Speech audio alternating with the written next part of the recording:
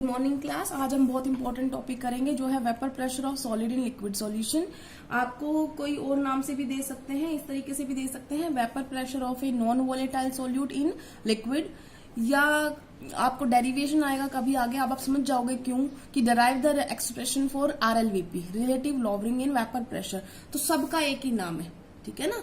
क्यों आएगा, क्यों RLVP बोल रहे हैं, वो आगे समझेंगे। पहले आप ये समझो सॉलिड इन लिक्विड का मतलब क्या है। लिक्विड का मतलब है कि वो वोलेटाइल है, और सॉलिड तो वोलेटाइल नहीं होता। इसका मतलब ये क्या है, नॉन वोलेटाइल है। तो इसका मतलब ये वोलेटाइल होने की वजह से वेपर प्रेशर बनाएगा, बट ये नॉन वोलेटाइल होने की वजह से वेपर प्रेशर नहीं बनाएगा। तो फर्क क्या है ये समझो। फॉर एग्जाम्पल एक कंटेनर है फिक्स, उसमें हमने ये प्योर सॉल्वेंट रखा और इसका हमने ये ढक्कन लगा दिया ताकि वेपर्स बनना शुरू हो तो यहीं रह जाएं। तो वेपर प्रेशर क्रिएट होगा सारा किसकी वजह से हुआ है, प्योर सॉल्वेंट की वजह से। अब उसी बर्तन में हमने थोड़ी चीनी डाल दी और उसके बाद हमने यहाँ पे मेजर किया वेपर प्रेशर, तो वो कम आया एज एक्सपेक्टेड। तो वो क्यों कम आ रहा है कि सॉल्यूशन में तो चीनी भी डाल दी थी, ये भी डाल दिया था, लिक्विड भी, तो क्यों हुआ इसको इस तरीके से समझो। फॉर एग्जाम्पल यहाँ पे अब ये जो सोल्यूट पार्टिकल्स है जो नॉन वोलेटाइल है वो आ गए हैं सरफेस के ऊपर, तो अब उनका रास्ता जो हो गया है वो क्या हो गया, एक तरीके से रुकावट आ गई है इसके आगे। तो इसका मतलब ये सरफेस जो है ये रुकावटें हैं। ये तो समझ लो ये तो क्या थी, डायरेक्ट रेस, सिंपल रेस, और ये क्या है, हर्डल रेस। तो अब वेपर्स को इधर से जाना है, ठीक। अब इसको समझने के लिए कि सॉल्वेंट में था जब वेपर प्रेशर था, लेकिन जब सॉल्यूशन बनाया तो उसकी लोवरिंग हो जाती है वेपर प्रेशर की, क्यों होती है। आपको तो समझ में आ गया होगा कि पहले रास्ता क्या था, सीधा, सॉल्वेंट की वजह से था, रास्ता सीधा था। लेकिन अब क्या हो गया, इन रास्तों में क्या आ गई है, रुकावट आ गई, हर्डल रेस है। तो आप बताओ किसमें ज्यादा एनर्जी लगने वाली है, आपकी इसमें लगने वाली है ना। तो आपकी स्पीड इसमें कम होगी, तो वेपर प्रेशर इसमें कम होगा, ठीक है। अब हम इसको समझते हैं डेरिवेशन के हिसाब से कि क्या कैसे डराइव होता है ये। तो सबसे पहले तो आप ये समझो कि राउल्ट्स लॉ के हिसाब से जो वोलेटाइल कंपोनेंट है, हमारे पास वोलेटाइल कंपोनेंट कौन है, लेट इट बी, हमने वोलेटाइल कंपोनेंट मान लिया सॉल्वेंट को, 1 नंबर डाल दिया, कंपोनेंट 1। इसका मतलब कंपोनेंट 1 कौन मान रहे हैं हम, सॉल्वेंट, ठीक है। तो उसका हमने बता दिया कि उसकी वजह से वेपर प्रेशर होने वाला है।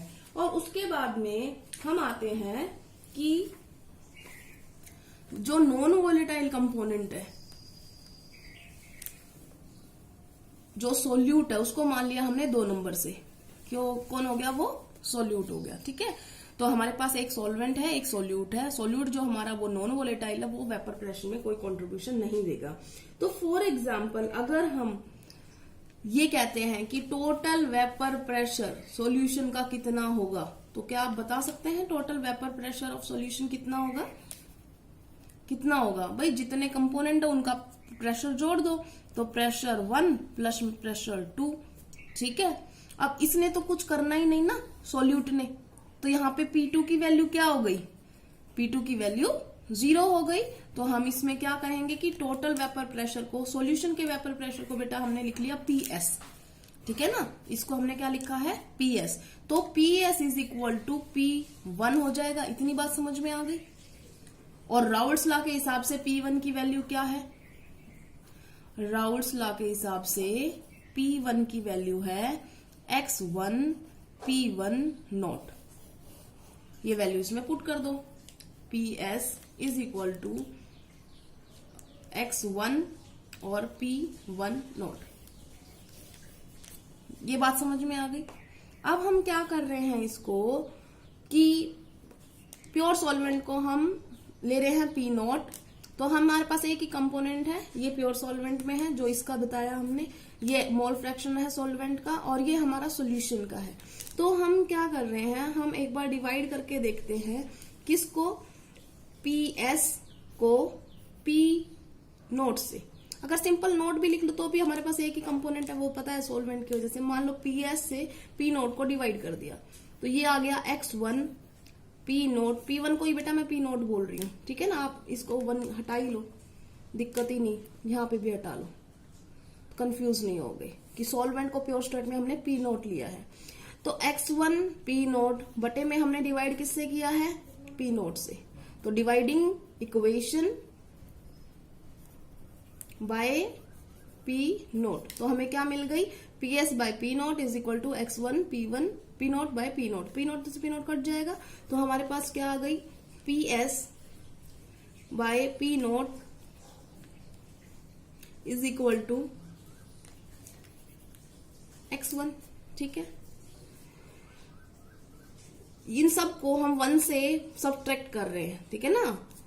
दिस इक्वेशन को दोनों साइड से हम 1 से सब्ट्रैक्ट करेंगे, तो क्या आ जाएगा हमारे पास 1 माइनस पी एस। अभी बेटा मैं एक साथ लिख दिया ये, चलो बाद में कर देती हूँ। 1 minus P S by P naught is equal to 1 minus x1। ठीक है, आप इसको पूरा ले लोगे तो एलसीएम ले लोगे तो क्या बन जाएगा, पी नोट ऊपर चला जाएगा, पी नोट माइनस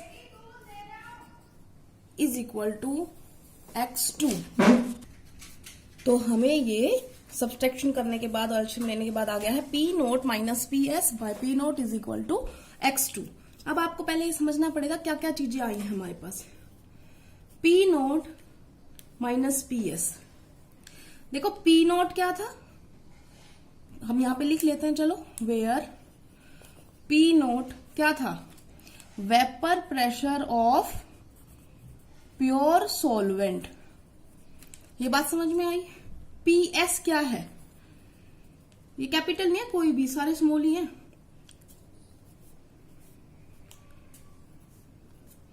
तो पी एस जो है वो क्या है, वेपर प्रेशर ऑफ सॉल्यूशन। तो अब देखो, सॉल्वेंट का ज्यादा है, सॉल्यूशन का कम है, तो इसको हम क्या बोलेंगे कि कितनी कमी आई, ये है lowering in vapour pressure of solution. पहली बात समझ में आई कि कितना कम हो गया है वेपर प्रेशर सॉल्यूशन बनने के बाद। सॉल्वेंट ज्यादा था, सॉल्यूशन क्या हो गया, कम हो गया। क्यों कम हुआ, कितना कम हुआ, वो आपको रीजन बता दिया कि ये हर्डल रेस बन गई है नॉन वोलेटाइल सॉल्यूट के बाद। तो ये क्या हो गया, पी नोट ये ज्यादा था, पी एस ये कम था, तो कितना कम हुआ उसे हम बोल रहे हैं लोअरिंग इन वेपर प्रेशर। अब जो ये टर्म आई है इसको हम क्या बोल रहे हैं, P note minus P S बटे में पी नोट। तो ये एक्चुअली क्या हो गई, ये रिलेटिव लोअरिंग होगी, क्योंकि हमने कंपेयर कर दिया ना बटे में पी नोट करके, प्योर सॉल्वेंट वाले से डिवाइड करके। तो ये क्या हो गई, relative lowering in vapour pressure of solution, जिसको RLVP भी बोलते हैं। R से रिलेटिव, L से लोअरिंग, V से वेपर, P से pressure. Relative lowering in vapour pressure को हम बोलते हैं RLVP। तो इससे आपने क्या कंक्लूजन निकाला कि जो लोअरिंग ऑफ वेपर प्रेशर है वो किसके मोल फ्रैक्शन पर डिपेंड कर रहा है, ये x2 क्या है, आपने यहां पे लिखा था क्या है, मोल फ्रैक्शन ऑफ सॉल्यूट। इसका मतलब जो रिलेटिव लोअरिंग है वो किसके अमाउंट पे डिपेंड कर रही है, वो सोल्यूट के पे अमाउंट पे डिपेंड कर रही है। क्योंकि सीधी सोचने वाली बात है ना, एक सोल्यूट का मॉलिक्यूल है मान लो यहाँ पे, तो एक ही हर्डल है, 10 आ जाएंगे तो 10 हर्डल है, रिलेटिव लोअरिंग ज्यादा होगी, और 15 आ गए तो और ज्यादा होगी। इसका मतलब वो इस बात पे डिपेंड नहीं कर रहा कि सोल्वेंट कितना है, वो इस बात पे डिपेंड कर रहा है कि उसका सोल्यूट कितना है। तो relative lowering of vapour pressure ये टर्म को बोलते हैं RLVP। किस पे डिपेंड कर रही है, मोल फ्रैक्शन ऑफ सोल्यूट पर डिपेंड कर रही है। ये डेरिवेशन है, बहुत बहुत इंपॉर्टेंट है। ठीक है, दोबारा से बता रही हूँ, कुछ नहीं है, ये प्योर सॉल्वेंट। जब हमने नॉन वोलेटाइल सॉल्यूट ऐड किया तो relative lowering in vapour pressure हुई। वो कैसे हुई वो हम देख रहे हैं कि टोटल वेपर प्रेशर सॉल्यूशन का हमने माना, सॉल्वेंट का ऐड कर दो वेपर प्रेशर, सॉल्यूट का ऐड कर दो, बट सॉल्यूट नॉन वोलेटाइल है, ये टर्म कट गई, सिर्फ किसके बच गई, सॉल्वेंट की। सॉल्यूट 0 हो चुका है। अब सॉल्वेंट का जो है वो हमने राउल्ट्स लॉ के हिसाब से लिखा कि राउल्ट्स लॉ के हिसाब से जो सॉल्वेंट का वेपर प्रेशर होता है मोल फ्रैक्शन इनटू में प्योर सॉल्वेंट का जो प्रेशर होता है वो होता है। तो PS is equal to mole fraction of solvent into में उसका वेपर प्रेशर प्योर स्टेट में। ठीक है, हमने डिवाइड किया पी नोट से इस इक्वेशन को, तो PS by P naught is equal to, तो ये आ गया हमारा मोल फ्रैक्शन ऑफ सॉल्वेंट। अब हमने इसको पूरी इक्वेशन को 1 से सब्सट्रैक्ट कर दिया, इसको सब्ट्रैक्ट करने के बाद क्या आ गया, दोनों साइड 1 माइनस 1 माइनस, तो 1 माइनस पी एस, ये एल्शियम लेके आ गया हमारे पास P note minus P S. ये बता रहा है कितनी लॉवरिंग है।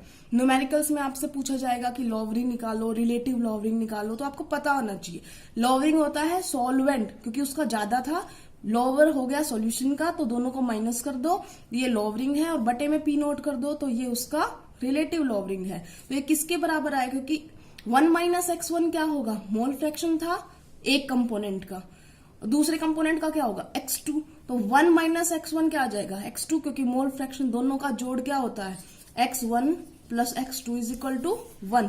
तो हमारे पास 1 माइनस x1 आ गया, तो किसकी वैल्यू है x2 की, जो कि मोल फ्रैक्शन ऑफ सॉल्यूट है। इसका मतलब किसी भी सॉल्वेंट का वेपर प्रेशर अगर कम हो रहा है तो उसका रीजन उसका सॉल्यूट का मोल फ्रैक्शन है। ठीक है, बहुत इंपॉर्टेंट, बहुत ज्यादा इंपॉर्टेंट है बेटा ये, इसको ध्यान से कर लेना। नहीं समझ में आया तो मुझे बता देना, पेपर में बहुत बार आता है ये। ठीक है, थैंक यू क्लास।